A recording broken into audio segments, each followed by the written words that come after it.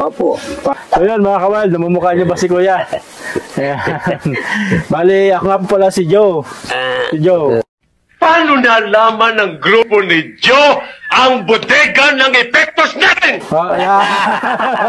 So, nakita po natin. So, pag dito sa probinsya, ang pangalan ni Kuya, Efren Valenzuela. Ano po ay nakita?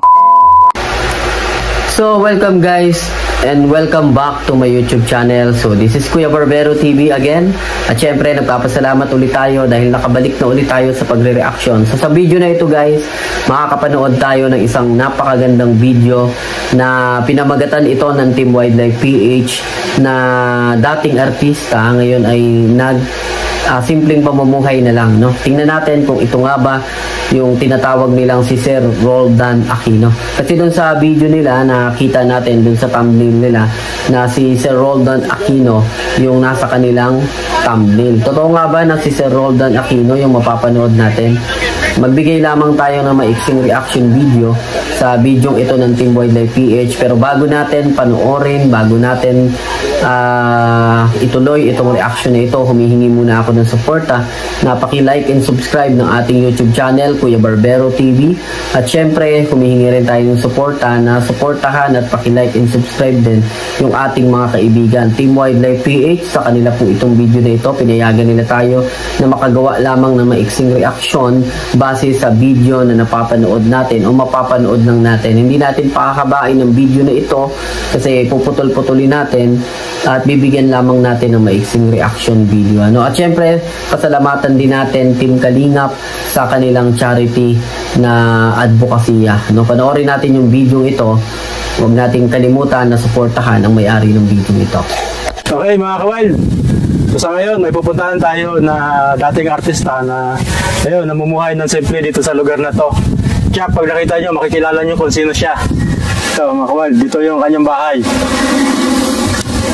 So mga kawal, yan. So yung kanyang simpleng bahay at sigurado ako kilala nyo siya. Ako po. Kaya magandang umaga. Magandang umaga rin po. Ay, artista nga yan. Ayan. Telo po sila. Ayun. Telo po ang sadya natin. Ayun. Bali, dito po pala kayo kuya, kaya dito po kayo talaga nakatira na. Opo. Ayun mga kawal, namumukha niyo ba si Kuya? Ayan. Bali, ako nga po pala si Joe. Si Joe. Paano nalaman ng grupo ni Joe ang bodega ng epektos natin? So, nakita po natin. So, pag dito sa probinsya, ang pangalan ni Kuya, Efren Valenzuela. Ano po ay nakita dati? So, nakita po natin. Dati yan. Pag siya mag-retire na sa pag-artista, Efren Valenzuela na. Kaya hindi kilala si Kuya ng mga taga rito. Ayan. Apo niyo po. Apo. Kaya, okay lang ba na makita namin yung sinasabing taniman nyo ng gabi? Okay po. Sige po. Tuloy po tayo doon. Tingnan natin mga kawal, kasi ito si Kuya, yun yung kanyang hanap buhay dito, pagkatanim ng gabi. At tanggos pa. May tanggos po. May saging, may kamote. Pero napakaganda ng lugar dito ni Kuya. Tingnan mga kawal. Parang bahay, bakasyonan talaga. Ito po, pasensya na po ninyong bahay namin at medyo barong-barong baga. Ayan. Mga kahoyang frame. Ito po. Kayo po ang gumawa nitong bahay na ito, Kuya. Siya po ang... Ayun, mga frame ng bahay ni Kuya ito. Mga kahoy na galing po dyan. Kahoy. Pati yung buong bahay po. Puro kahoy. Ayun. Gano'n po katagal to Kuya? Mabot na ng 4 na taon na din yun. 4 na taon na po. Anay lang po ang kalaban nito. Saka siyempre, pag nababasa, mabilis. Ano na nga. Kawayan sa likod. Ayun, Diyan na nga, umanay na. Talagang native na native, mga kawal, yung bahay ni Kuya Efren. Hindi pa nga maayos Ito. Hindi sinira ng Gawa siya bagyo. sa kahoy na tawag sa amin, kahoy bulas. Yung mga ganito kalaki. Sabi nga ano po, kung tawagin. Ano po? Matagal nyo po yan nagawa kasi mahirap po mag-ipon yan. Sikap lang at syaga. Ayun. Yan dyan, para mabuang. Kabuha ng At least bahay. native na native lang yung dating. Tanim siyang mga gabi. Gabi. Yan. Kaya mapili mo na ako dito. Baka may malaki pa rito. Ayos kaya. Baka may malaki pa rito. Meron pa. Ayun. So yung gabi niya mga kawal, itong gabi na to, hindi to kinukunan ng dahon. Pinapalaki talaga ni Kuya. Malaki na rin. Grabe, oh, ayun.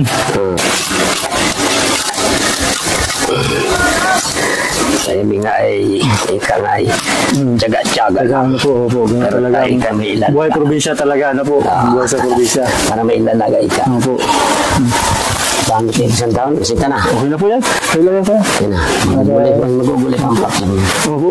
Huli namin pa ang Nag-test niyo po na partner si Susan Roses sa pelikula. So, ang tanim dito Kunti ni nga, oh. Kuya.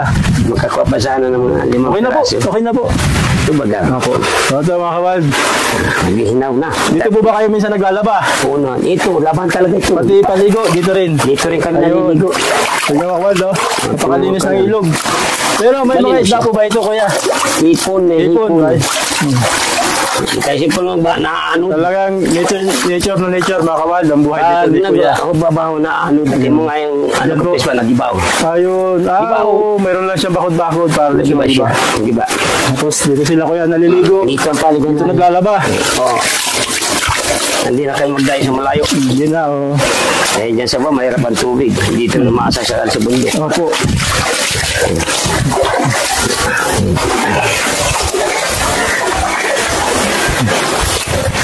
Kamusta naman kaya yung parang kita nyo po, nakakasapat naman po yung kita nyo sa pagkatanim? Eh, kapos-kapos na siya. Talaga. Yan, ganito lang ang buhay. Hindi mo naayos yun. Ayun. Kapos-kapos talaga siya. Oh, hindi siya ganun ka Hindi, totally na makakalons buhay. Opo, opo. Pero kumbaga, kung pang-araw-araw, meron Ngayon, naman. ginuwa. Kaya nga lang, yung Sabi mga ko, pangailangan. Ayun, medyo kapos. Gaya ng ano yung Bigay sa Kapos iyo, hindi po ito kalakihan, pero sana makatulong sa iyo. Ano po?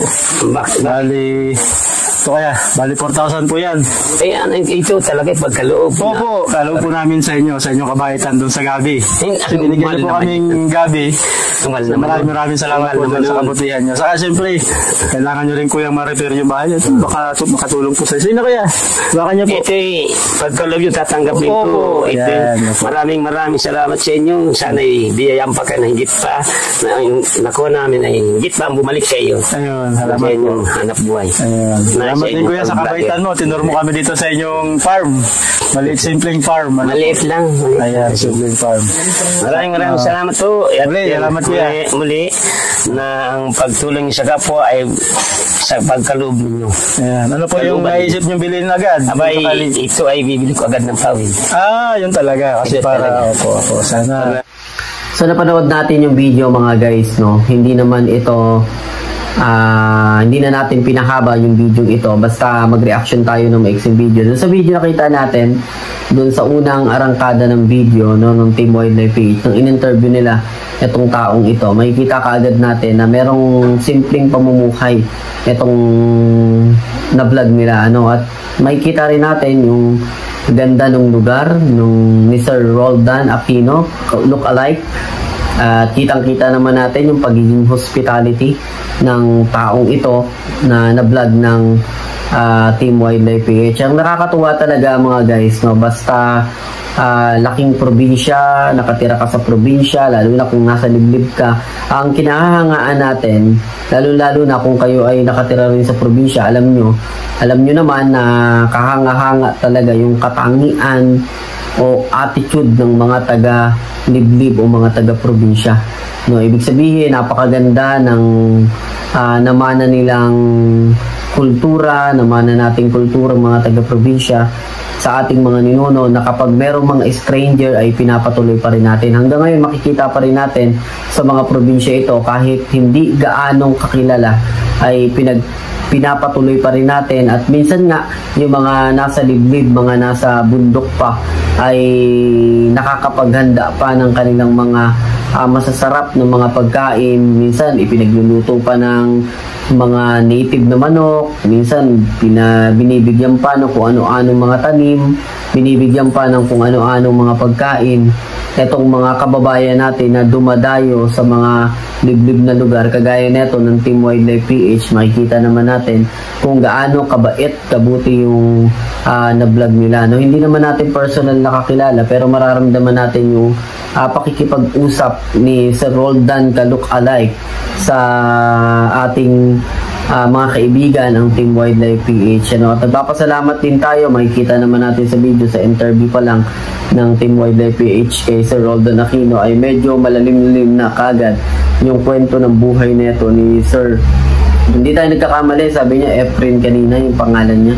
Pero ang nakakatuwa ay talaga namang hawig ito ni Sir Roldan Aquino. At si Sir Roldan Aquino nga pala, isa sa mga kontrabida ng mga pelikula ng mga 70s at 60s, at hindi natin makakalimutan na napakarami netong ginampanan na pelikula nung panahon ng mga 60 at 70. At ang nakakatuwa, nakakita ang Team Wildlife PH ng hawig ni Sir Roldan Aquino at naalala natin yung panahon na tayo ay nanonood ng mga pelikula. At syempre, salamat din sa Team Wildlife PH na may mga ganitong mga video. Patuloy nyo lang silang suportahan. Kita naman natin sa video, maliit man yung kanilang naitulong, ang pinakamahalaga dito ay meron silang naitulong. No, kesa naman sa wala na nanonood lang tayo tapos huhusgahan natin yung mga tao. Ang pinakamahalaga dito, meron tayong nakitang tulong doon sa mga kababayan natin, ng mga kapos, lalo na yung mga nasa liblib. Sa panahon kasi nito, ang hirap kung maghagilap ng tulong, lalo na kung nasa mga government, mahirap kalampagin. Buti na lamang meron tayong mga charity vlogger kagaya nila Team Kalingap, nila Kalingap Rob, Team Wildlife PH, at maraming pang iba na tumutulong sa mga kababayan natin na mga nasa liblib na lugar. Patuloy nyo sanang suportahan yung ganitong video ng Team Wildlife PH at patuloy na palawakin pa yung kanilang paraan ng pagtulong. Hanggat maaari, suportahan natin sa pamamagitan ng pag-like and share and subscribe ng kanilang mga video. At syempre, maiksi lamang yung masasabi natin sa video ito, hindi na natin hahabaan. Magpapasalamat lamang tayo sa mga ganitong klase ng content na nakakapanood tayo hanggang sa ngayon. At syempre, hanggang dito lang rin yung ating maiksing reaction dahil magsisimula ulit tayo sa ganitong mga reaction sa kanilang mga video. Suportahan nyo po ating Wildlife PH at syempre Team Kalingap ang ating kaibigan. At Kuya Barbero TV, huwag nyo rin kalimutan. At hanggang sa muli mga kaibigan, mga amigo, mga amiga, gagawa ulit tayo ng mga video. Shoutout din po sa mga viewers natin, mga nanonood sa atin abroad at sa iba't ibang mga lugar. Hanggang dito lamang yung ating video at syempre nagpapasalamat din si Kuya Barbero TV.